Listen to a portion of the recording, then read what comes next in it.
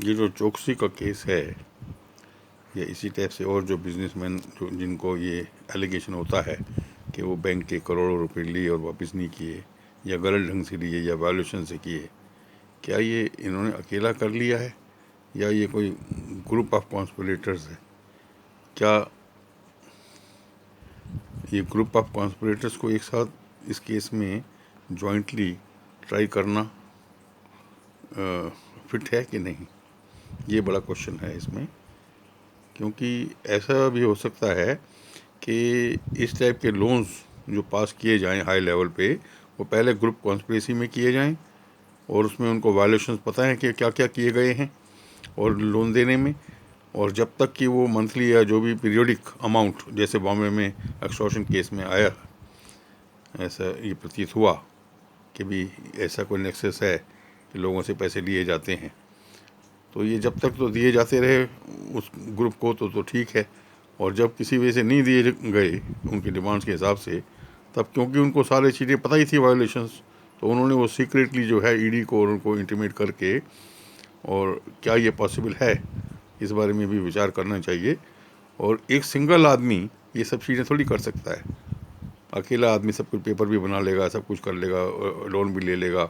और फिर 4 5 6 10 साल के बाद फिर हाईलाइट होता है। उससे पहले ऑडिट हुआ है कि ये सब चीज़ें ठीक है कि नहीं, उससे पहले ये भी हुआ है पीरियडिकली पैसे वापस आ रहे हैं कि नहीं, और एक पर्टिकुलर पीरियड में अगर वापस नहीं आते हैं तो एक प्रोविज़न होता है कि पहले नोटिस दिए जाते हैं और पहले पकड़ा जाता है। तो ये सब चीज़ें नहीं की गई। तो इसमें मुझे ऐसा लगता है कि जितने भी बैंक ऑफिसर्स इन्वॉल्व हैं ट्रांसपेरेंसी के लिए, और जितने भी इवन ईडी के और इन्वेस्टिगेटिंग ऑफिसर्स इन्वॉल्व हैं, उन सब के और कोर्ट को, और अगर कोई डिसप्रोपोर्शनेट या प्रोपोर्शनेट असेट्स का जो सारा ट्रांसपेरेंसी के पॉइंट ऑफ व्यू से कि इंक्वायरी ट्रांसपेरेंटली हो रही है, उन लोगों से हो रही है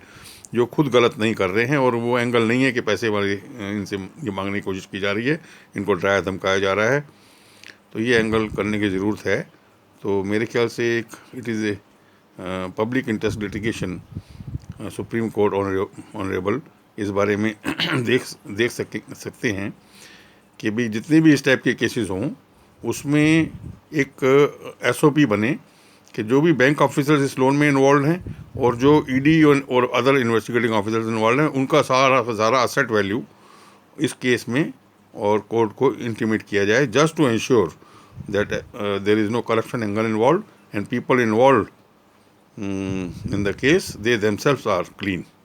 तो ये बहुत ज़रूरी है, क्योंकि एक आदमी के पीछे ऐसा पड़ना, ऐसा लगता है कि बिजनेसमैनों को डराया तो नहीं जा रहा कहीं,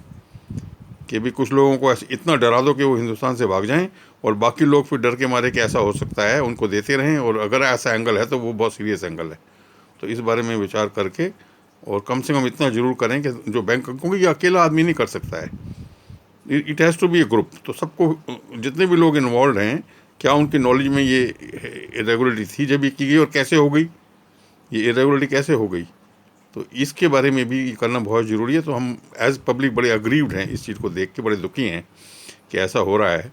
और नहीं होना चाहिए। मेरी रिक्वेस्ट है कि जो भी अच्छे माइंड के जो सिटीजन्स हैं, इसमें विचार जरूर करें, और ईडी ऑफिशियल्स भी, और जो जजेस भी, लॉयर्स भी, और इवन सीनियर बैंक ऑफिशियल्स इस बारे में विचार करें कि कैसा हो गया ये, और कहीं इसके अंदर इस टाइप का हरेसमेंट एंगल तो नहीं है। तो इसको ज़रूर ठीक करना चाहिए, और तभी देश के अंदर जो है ये जो डर का माहौल है वो ख़त्म होगा। और जो मुट्ठी भर करप्ट लोग हैं, 99.9% लोग जो हैं अच्छा काम कर रहे हैं पुलिस में, ईडी में, और अदर टैक्स अथॉरिटीज़ में, और सिंसियरली जो है क्राइम के अगेंस्ट काम कर रहे हैं अच्छा। लेकिन ये जो मुट्ठी भर लोग हैं, जो मैं कहूँगा कि हर डिपार्टमेंट में 100 होंगे जिनको कि बड़ा ये बोलते हैं बड़े यार ये तो बड़े दबंग ऑफिसर हैं, ये दबंग सुप्रिटेंडेंट्स हैं, ये दबंग इस टाइप के स्टाफ हैं।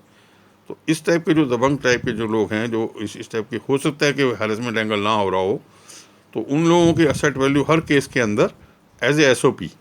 कि भी ये ईडी के इन्वेस्टिगेटिंग ऑफिसर्स हैं, ये बैंक के ऑफिसर्स इन्वॉल्व थे,